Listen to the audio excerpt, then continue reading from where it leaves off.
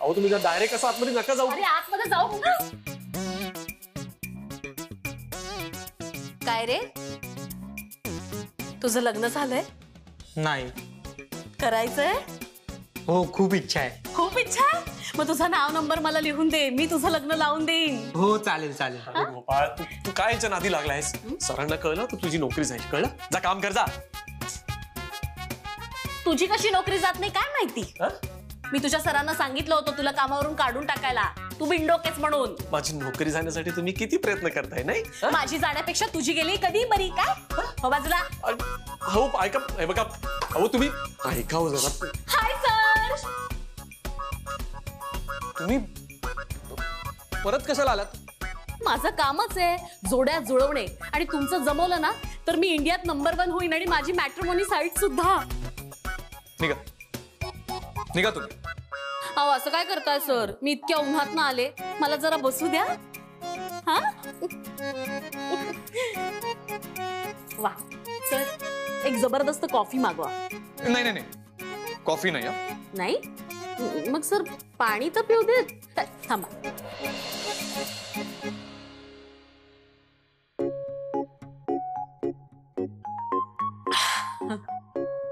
उन्हातून आले ना तर एकदम ते. सर तुम्ही उभे का, बसा ना.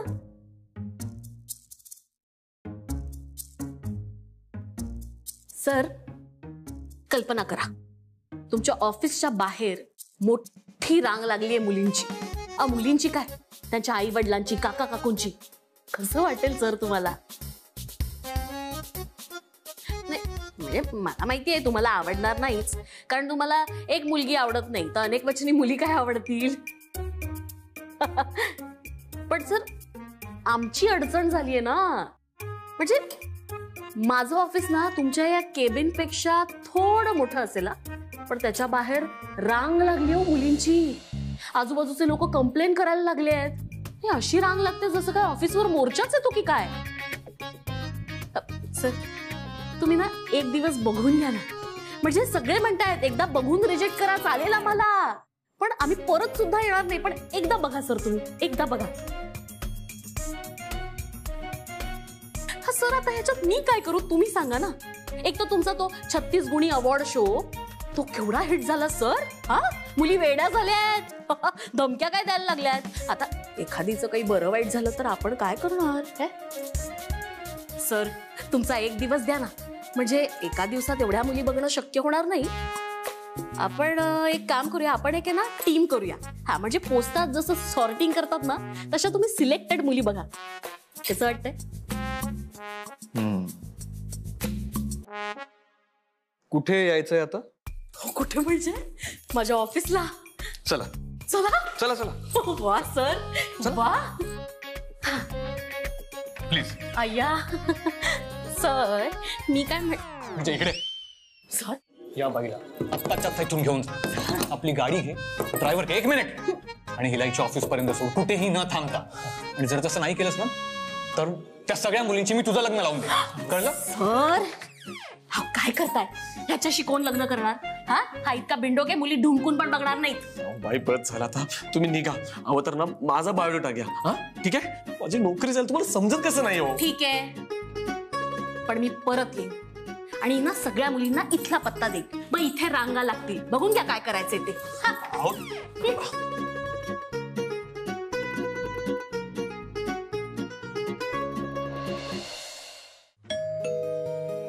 आले आले.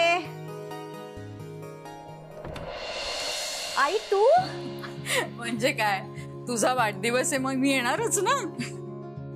वाढदिवसाच्या खूप खूप शुभेच्छा. थँक्यू. पाया पडते. हो सुखी राहा. बर अजून काय आशीर्वाद देऊ, म्हणजे मनासारख्या सुना मिळू देत. मला वाटत नाही माझ्या मुलांना त्याची गरज आहे, त्यांचे ते शोधतील. चांगलंच आहे. कसं असतं ना, आपली एक जबाबदारी कमी होते. आणि काय ग, याही वर्षी वाढदिवस साजरा केला नाहीस ना?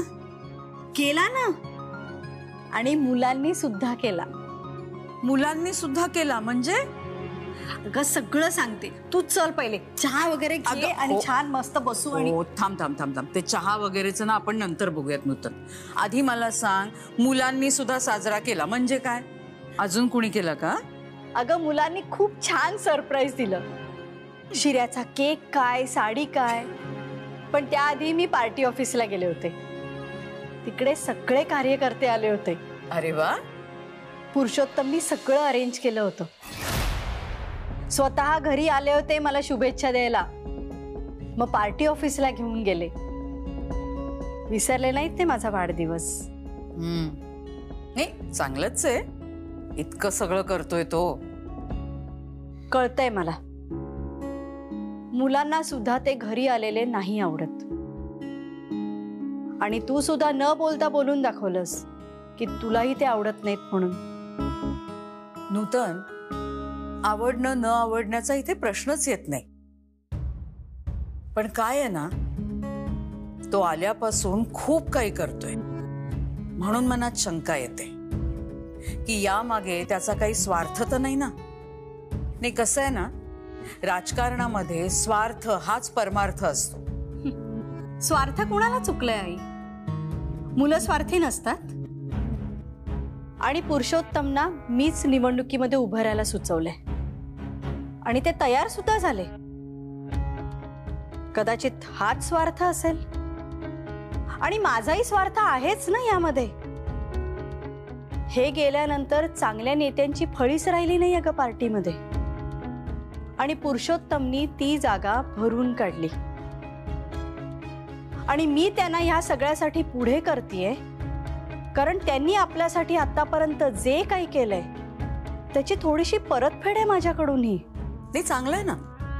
कसं आहे ना की तुझंही मन गुंतून राहील पार्टीच्या कामामध्ये. हे बघ नूतन, विश्वास ठेव पण लक्ष सुद्धा दे. कारण अतिविश्वास म्हणजे विश्वासघाताला आमंत्रण. राजकारणामध्ये जो खाली असतो ना तोच आपला असतो. एकदा का तो वर गेला ना की खालच्यांना बाजूला सारणं किंवा विसरणं हे ठरलेलंच आहे. कसं आहे की वर ना खूप कमी जागा असतात. जो इतरांचे दोर कापून वर जातो ना तोच यशस्वी होतो. काळजी करू नकोस आई, ते माझ्या पूर्ण विश्वासातलेत. निदान माझ्यापासून काही लपवत तरी नाहीत. इथेच उभं ठेवणार आहेस मला? चहा देणार आहेस ना? ए बघ बघ, चहामध्ये आलं जरा जास्त घालायला सांग. हो बाई चल.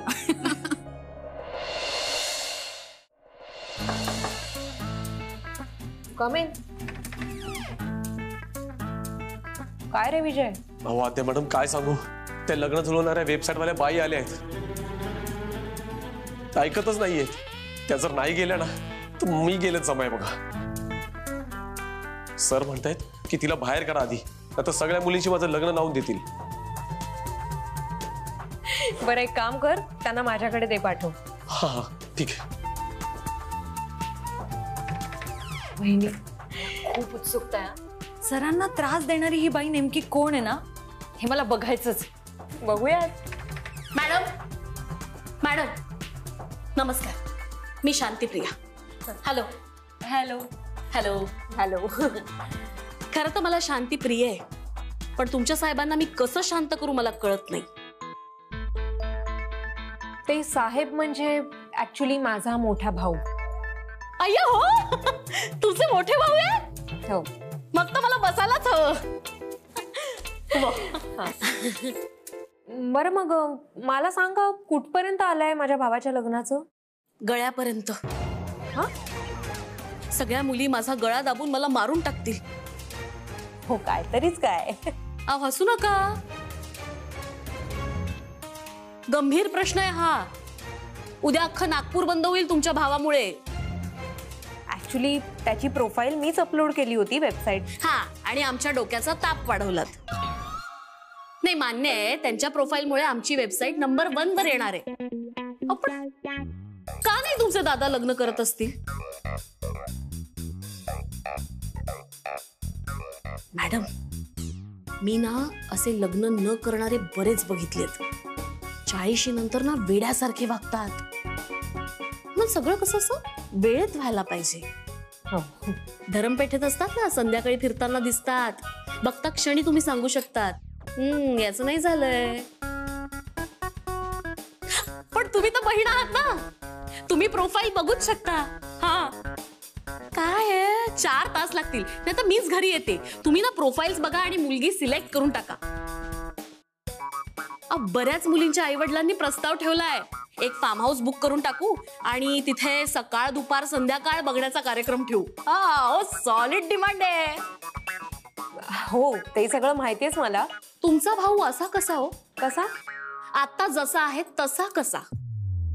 असाच येतो. मग कठीण आहे. हा ठीक आहे, मी बोलते त्याच्याशी, विचारते त्याला, बघूयात आपण काय होतं. तुम्ही नक्की विचारणार ना? हो. हा, मम्मी येऊ? हो प्लीज.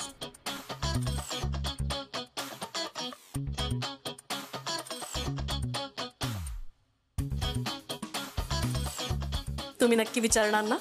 हो, प्रश्नच नाही.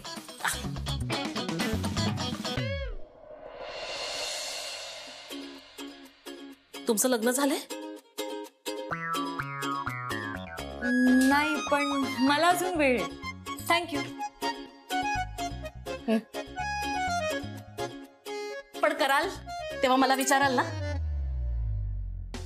नक्की. मी शांतिप्रिया. अमूल्य.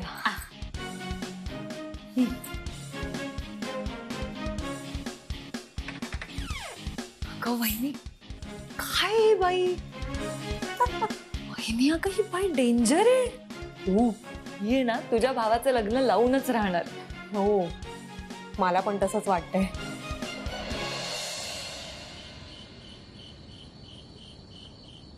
अमूल्या, तू पण अधूनमधून जरा चक्कर मारत जा. हा, तुझे पेशंट्स विचारत असतात कधी येणार डॉक्टर ताई.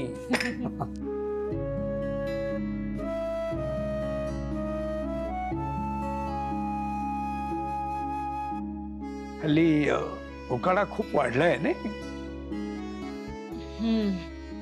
पाऊस एवढ्यात येईलच वाटत नाही. मग तो पाऊस केव्हा यायचा तू येऊ दे. तू क्लिनिकला चक्कर टाक लवकर. हो अण्णा, मी वेळ काढून नक्की आहे. सॉरी सॉरी सॉरी, जरा उशीर झाला आज यायला. काय शॉपिंगला वगैरे गेली होतीस काय? शॉपिंग नाही, विक्रांतला भेटले होते आज.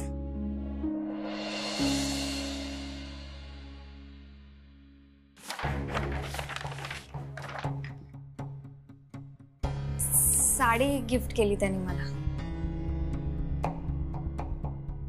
आई, साडी बघ ना. बघू. छान आहे हा साडी. छान आहे आणि महाग पण दिसते. बर, विक्रांतने दिली तुला साडी? काही विशेष आहे का आज? नाही, ते विक्रांतच्या आईचा वाढदिवस होता ना, मग त्याला साडी गिफ्ट द्यायची होती, म्हणून मग त्यांनी मला मदत मागितली. मी त्याला 2 साड्या सिलेक्ट करून दिल्या आणि त्याने त्यातली एक आईला दिली, दुसरी मला. मस्त आहे साडी. तुझाच चॉईस आहे म्हणा. मला माहीतच नव्हतं की तो दुसरी साडी माझ्यासाठी घेतोय. मी नाही म्हणाले त्याला, पण तो ऐकायलाच तयार नव्हता. नाही, त्याने आग्रह केला ठीक आहे, पण तू घ्यायला नको होतीस असं मला वाटतं. हा, कारण म्हणजे आत्ताच त्याच्याकडनं अशी कुठली भेटवस्तू स्वीकारणं बरोबर नाही. पण मला सांग, एवढी महागडी साडी त्याने त्याच्या घरी सांगून तुला दिली असेल का? नाही ना? त्यामुळे तू नाही म्हणायला हवंस. नाही कशी म्हणेल ती? तिलाच भेटण्याची ओढ असते ना. आपण मुलींना स्वातंत्र्य दिलंय ना, त्याचा फायदा घेतायत ह्या. आई, अगं काय फायदा घेतला मी? तू सांग ना, मी परत करू का ही साडी? साडीविषयी मला काहीच बोलायचं नाही.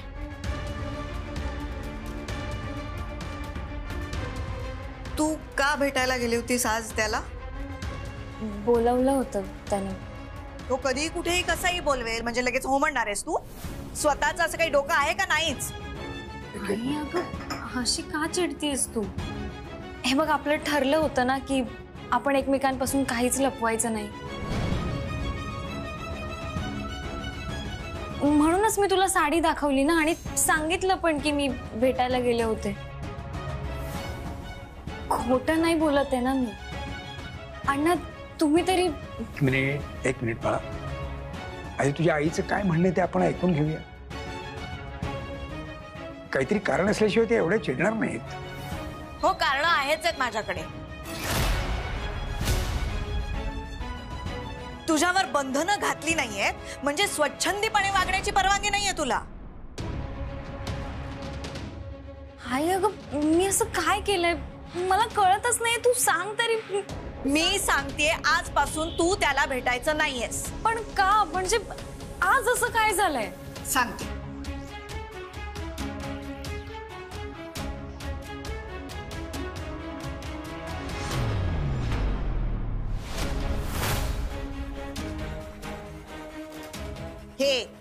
हे झालंय आज, म्हणून त्याला भेटायचं नाहीयेस.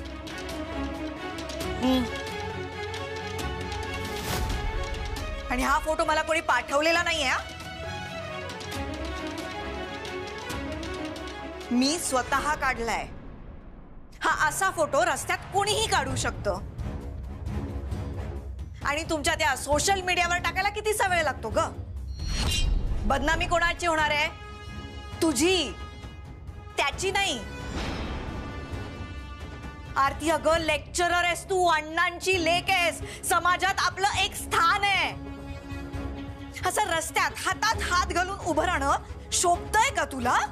हाय अगं, मी त्याला नाही म्हणाले होते, पण तेच म्हणते मी. तुझ्या नाहीला काडीची किंमत देत नाहीये तो मुलगा. लक्षात येतंय तुझ्या? आज ही महागडी साडी घेतली तुझ्यासाठी. रस्त्यात हातात हात घालून उभे होता तुम्ही. उद्या आणखीन पुढे जाण्याची इच्छा होईल त्याची, मग सगळ्याला हो म्हणणार आहेस तू? तो श्रीमंत मुलगा आहे आरती, त्याला काहीच फरक पडत नाही. आपण मध्यमवर्गीय आहोत आणि आपल्याला फरक पडतो. समाजात आपल्याला जो मान मिळतो ना, तो अण्णांच्या कामामुळे, तुमच्या गुणांमुळे, पैशांमुळे नाही. आणि आज ही महागडी साडी त्यांनी घेतलीये. कशी? कुणाला सांगितलं त्यांनी? त्याच्या आईला का भावाला? आरती, तू परवानगी घेऊन त्याला भेटायला जातेस, त्याच्या घरी माहित तरी आहे का ग? कधीतरी विचारलंयस तो परवानगी घेऊन येतो? तू का वाहवत जातेस आरती? अगं, तू पुन्हा पुन्हा त्याला भेटशील. रस्त्यात 10 लोक बघणार आहेत, चर्चा करणार आहेत. त्याला कोणीच बोलणार नाहीयेत, कारण ती मोठी माणसं आहेत. तुला दोषी ठरवणार आहेत, तुझं नाव खराब होणार आहे. आणि उद्याचा त्यांनी निर्णय बदललास तर? त्याच्या आईने नवीन फरमान काढलं, नाही होऊ द्यायचं हे लग्न. मग मला चालणार नाहीये. या घरात तुम्हाला स्वातंत्र्य दिलंय, पण काही नियम आहेत ते पाळावेच लागतील. यापुढे त्याला भेटायला कुठेही जायचं नाहीये.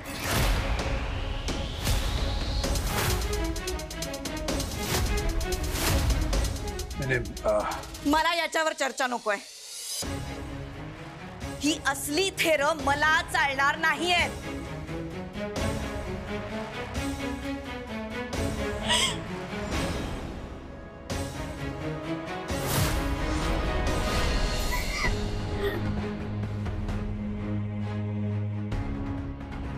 यापुढे त्याला भेटायला कुठेही जायचं नाहीये. ही असली थेरं मला चालणार नाहीयेत.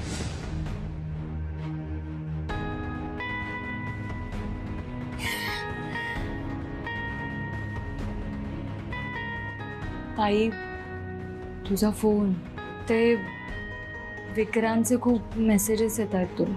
मी सतत सांगत असते त्याला की आपण सारखं सारखं नको भेटूया, पण ऐकतच नाही ग. तो खूप फोर्स करतो. आजच बघ ना, मी त्याला सांगितलं की नको हात धरू, कोणीतरी बघेल, आणि ऐकलंच नाही त्याने माझं. अगं त्याला नाही त्रास होणार या गोष्टीचा, आणि मुळात त्याला ही गोष्ट कळणारच नाही. किती बोलली ग मला आई, इतकी चुकीची वागले का मी?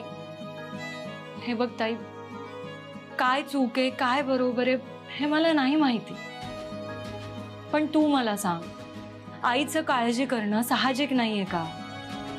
आणि तसं पाहिलं तर आई आणि अण्णा आपल्यावर कुठलंच बंधन नाही घालत ग. म्हणजे मीच चुकीचं वागले? असं कोणतं बंधन झुगारलं ग मी? अगं ताई, मी तसं म्हणत नाहीये, पण मला सांग, आई जे काही बोलली ते खरं नाहीये का? ताई अगं, हाच फोटो दुसऱ्या कोणी काढला असता तर? हे बघ, समजून घे, विक्रांतच्या आईने अजून लग्नाला होकार दिलेला नाहीये.